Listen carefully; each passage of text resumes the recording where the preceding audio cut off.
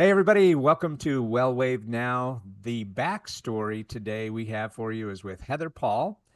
She is in dentistry. She is here to tell us more about her, and we look forward to having you on the WellWaveNOW podcast in the real near future. So, welcome to the show, Heather. How are you? I'm great. Thank you so much for having me. Where did you grow up? So my parents were hippies, and they were city flickers. Grew up in Chicago, and then they just decided that they wanted to be dairy farmers. So they read books and they bought a farm, and I was raised on a dairy farm in Minnesota. We had about 80 head of cattle. My mom had a huge garden, lots of chickens. And then we actually sold that farm. And my dad got tired of doing the milking of the cows because, that's got to be done twice a day. And it's super cold there in Minnesota. So we sold the dairy farm, bought another farm in Wisconsin, and we farmed the land there for several years. But after 2 years in a row of our well freezing, where my sister and I had to put snow on a sled, put it in the bathtub, melt it and boil it. My parents said, that's it, we're moving to Florida. I was 10 when we came to Florida. But because they were, my dad especially is very, very into health. So anytime we were sick or injured, my dad was always making tinctures, concoctions. So I grew up with a very holistic mindset. So that kind of stayed with me throughout my life and just blossomed into more and more organic things, I guess you could say. All right, so that kind of influenced your outlook, like I said, the whole organic, holistic outlook. Yeah. But what else was an influence on your life, and what do you think influenced you the most, Heather?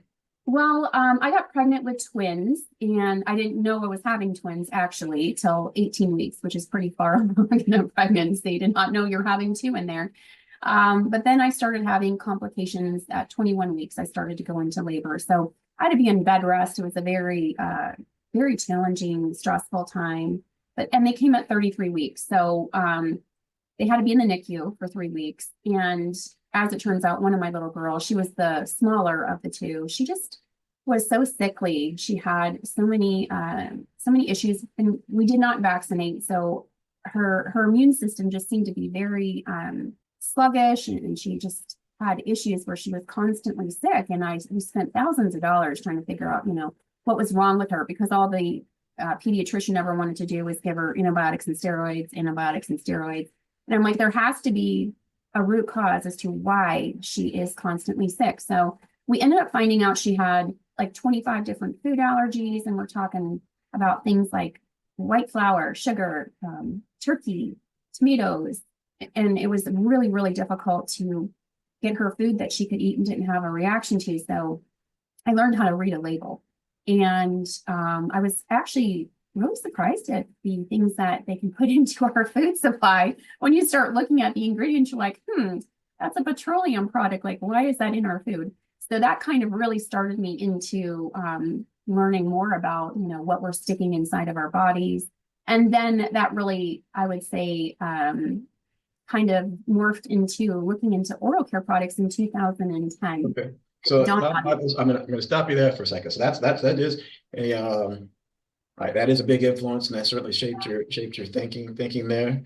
And I love that. Well, love that really you started reading the label and affected that. But I want, before we go more down that path, that's to your work, I want to take you back a little bit before then. So that was a huge influence on your life. But let's go back a little earlier to your time and your personal time growing up there in Florida or in Wisconsin and Minnesota. Were you also, you mentioned that carrying the sled? So that were you a skier? What were your activities? What were you like growing up? Were you a musician? Were you a singer? Or you just worked on the farm and then sunned yourself when you got to Florida? I always loved art and drawing and reading. I didn't really do sports because back then, I mean, we lived in a very rural part of town. There wasn't like a place where you could go and have, dance lessons or something like that. I went to a private school. I think our nearest neighbor was like a mile away. So it was more isolated. It was just me and my sister. We had very vivid imaginations. We loved to play outside as much as possible. But yeah, I would say it was a great childhood. I was very sad to leave the farm because it's just such a, it was beautiful and just more relaxed. We really had more of a family life. And then, You didn't ever scrape the snow off of the pond and ice skate? you know, my dad tried making us a little ice skating rink thing, but that didn't work out. But we played in the barn a lot. Like I said, my sister and I, we were just very imaginative with the things that we would do to, you know, we didn't have really TV and certainly not video games or anything like that. So it was, we were always playing. So no sports, music. Are you musically inclined? Do you play an instrument? I Do you used to sing? play the flute in high school, but so many years ago, sadly, I don't even know how to read music anymore. And I am not gifted when it comes to singing or dancing. We'll just put that out there. Not good at all. That is not a talent the good Lord gave me. Well, did you have any family traditions when you were growing up that you've carried over now with your family? I would just say spending time in the kitchen. Like, I actually homeschooled my girls, so I really just had them from a very young age just start being in the kitchen with me because I made all of their own baby food since Olivia had so many allergies. So I just always had them in the kitchen with me, teaching them how to bake bread. And, you know, now that my girls are married and on their own, their husbands have thanked me because they're really good cooks. So I would just say really just, you know, knowing how to cook, to bake, to be a good housewife. I think my girls are really good at that. Yep. So now, so I think I think you alluded to the one that the allergies, did you call her Livy or Olivia? Or, Yeah. yeah. And so that was an influence on you. Your father influenced you from the organic standpoint, and you really started looking at things to help out with your daughter. So how that all formulate and translate into what became your work, and what is the essence of your work now, Heather? Well, being a dental hygienist, you know, we are basically indoctrinated into the mainstream thinking. And that is when you're in hygiene school, you know, you're taught about how wonderful fluoride is and anything extra just gets stored in your bones. And it's just the greatest thing since sliced bread. So that's what I did believe, and I fully promoted for 10 years. But then, as I mentioned, learning about labels kind of morphed into, well, I never really did look at oral care products. And I started researching the ingredients that you read on a typical oral care label. And I was just flabbergasted to see what these ingredients were. And I learned that the reason why they can put these toxic chemicals into your oral care products is because oral care in general falls into the category of cosmetics. So your mouth is the most vascular part of your whole body, and whatever you stick in your mouth is going to get in your bloodstream. So when I started researching this, I was really bothered because I didn't feel I could make any recommendations to my patients that I felt comfortable with. I went to the health food store. I looked at every single thing that was on the market there, and I just couldn't find anything that I was like, man, you know, this has a PEG 40 or a Poloxamer 407. And so I just, I really prayed and asked God, you know, help me, like, what can I do? And every day I read a proverb. One day I was reading Proverbs 8:12. And it says, I wisdom, dwell with prudence, and give knowledge of witty inventions. And I asked God for a witty invention. This is going back to 2014. And then months went by. And in 2015, I was actually in my kitchen getting ready to open up my fridge. And God just like downloaded the ingredients to Simply Silver mouthwash in my head. And I was like just shocked. I ran over to my computer, started Googling the ingredients that he gave me, and there was nothing on the market like that. So I was so excited. I started telling everybody about this mouthwash and how, you know, God just gave me the ingredients, and people are like, well, let me try it. And I hadn't even gone in the kitchen to make it yet. So I'm like, okay. So I just he didn't like give me the formula. He just told me the ingredients. So then I had to like actually put it together. And that's how that started, was Simply Silver mouthwash. The mint flavor was my first product that I put on the market. And now we have 8 different products, and even have a pet product, and we're going to be expanding into skincare. So things have really evolved since then, but that's kind of how it started.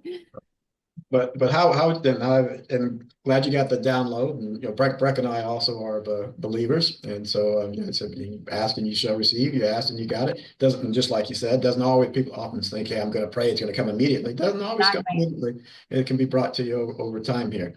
Now Yeah. that's it. So you got your mouthwash, you got this, but how's that all come together for you? So what are you really trying to accomplish with people? What is the essence of that work, and what do you get out of it personally now, Heather?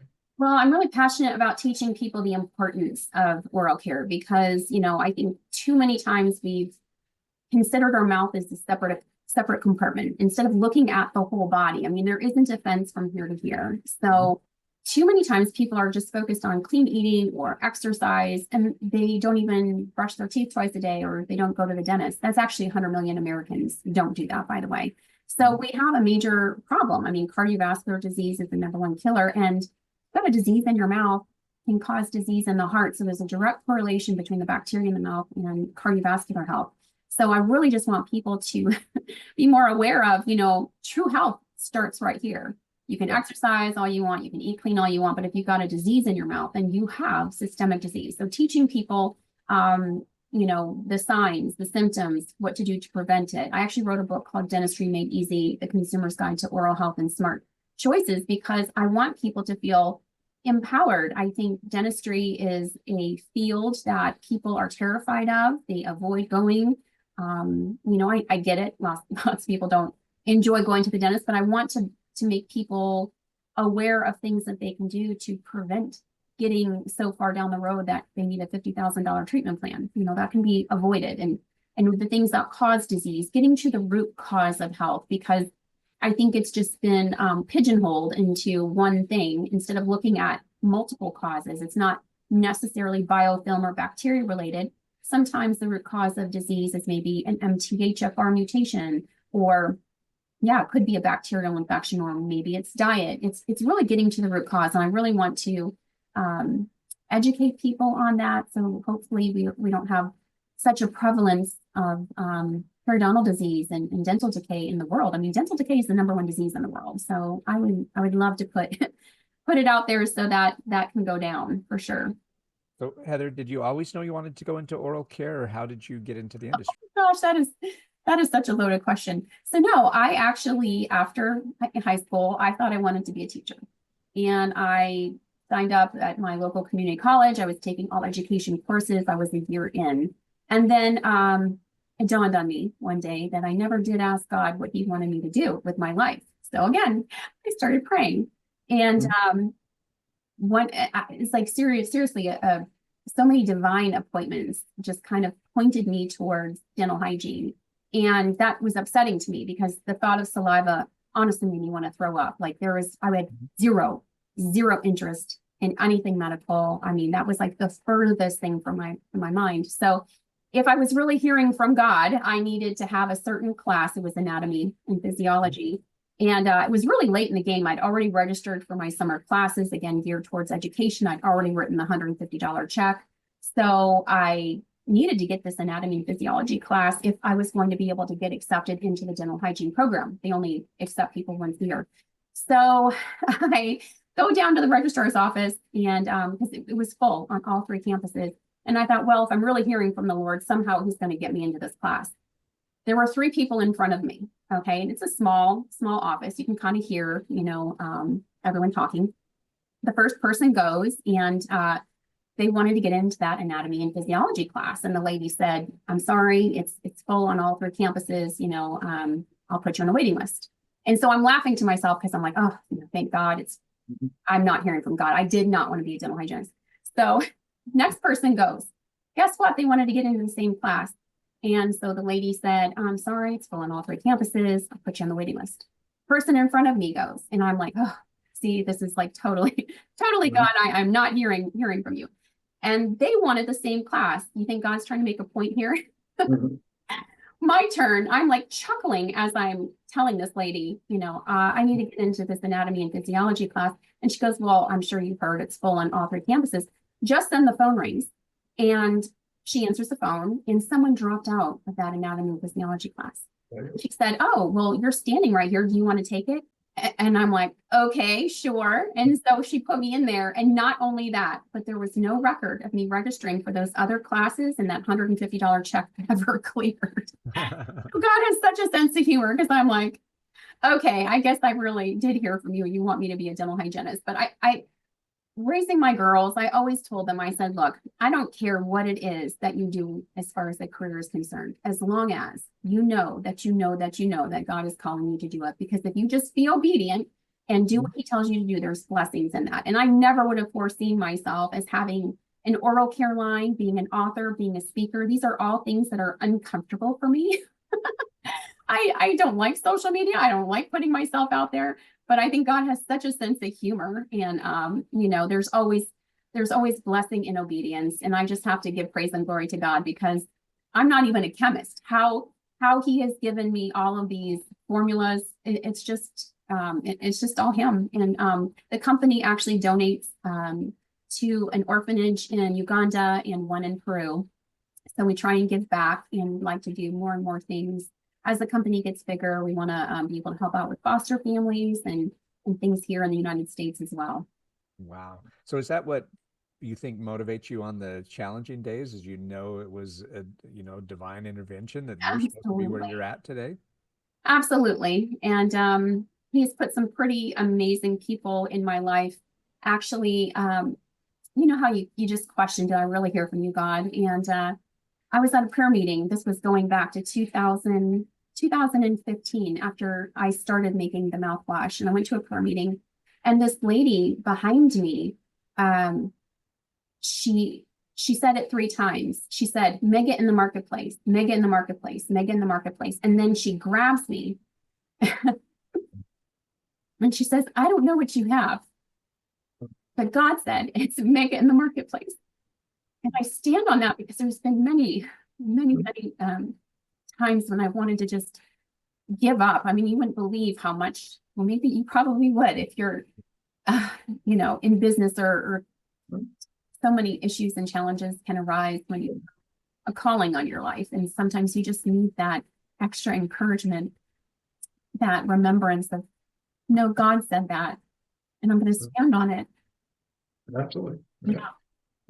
He's a rewarder of faith, and those that urgently and diligently seek him. And it sounds like you were doing that. Thank you. Yeah. All right. So you got that. You attained your goal. You're helping out in Uganda. It sounds like you're making a lot of dreams come true now. But do you have a big goal or a big dream now as your next step? Where's God taking you next, Heather? Well, I felt like he had said that he was giving me a platform, and I didn't know what that meant. And so now, like, some things have lined up with you guys, and I've been, I think, on like 5 podcasts already this year. So I'm not quite sure what that looks like, but it's always the candlelight version, not the flood lamp, right, that he gives us. So it's always one step at a time. I'm really not quite sure what that is going to entail, but I do have a second book that I will be putting out hopefully soon. So, I mean, I just, like I said, I never saw myself being an author or public speaker or even a business owner.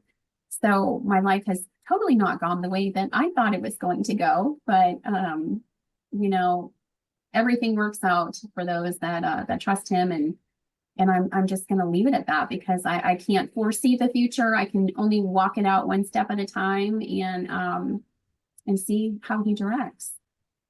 Yeah, that's awesome. What a wonderful attitude towards what's next in your life. And this section here is just fun facts about you. Are you more of an early bird or a night owl? Early bird. Okay. Do you prefer the mountains or the beach? That's a tie. A hard one. I only go to the beach because it's here, but if I was in the mountains, it would be the mountains. But I love both. Yeah, I'm exactly the same. That's a hard one. I couldn't choose between. So I love them both. All right. Do you prefer coffee, tea, or something else? Oh, coffee is the elixir of life. Okay. Excellent. Well, thank you so much, Heather, for being a part of the WellWaveNOW show. And it's been great to get to know you a little more. We look forward to having you on the upcoming podcast, and we'll dive deeper into exactly your projects that you are working on. I've got to know personally more about this fantastic mouthwash that you've developed. And until next time, thank you for listening to the WellWave Now show here for all of our listeners. Stay curious, stay empowered, and always remember, wellness, it's in you.